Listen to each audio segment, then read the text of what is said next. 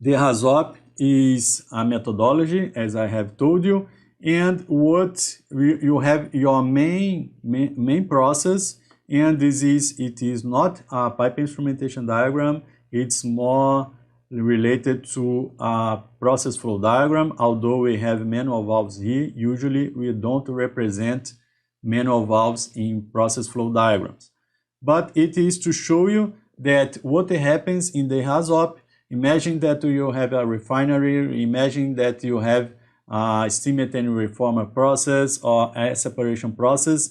There are specific equipments for each part of the process. For instance, in the air separation units, we have the compression system, we have the pre-treating, we have the cold box, and we have the dry ox, we have the storage system. So you will not do the evaluation of the project at the same time. We need to get subsystems in order to evaluate them better, and with that be more accurate and have a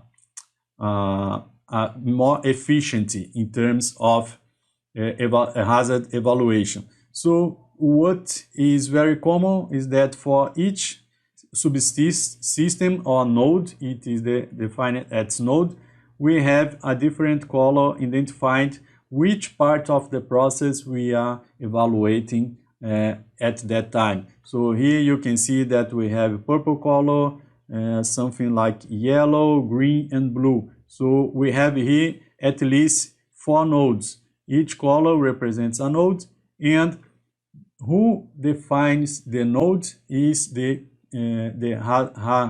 Hazop leader. He is the person that will evaluate the whole documentation and will suggest. He will suggest, but normally people don't say anything against the decision of the Hazop leader.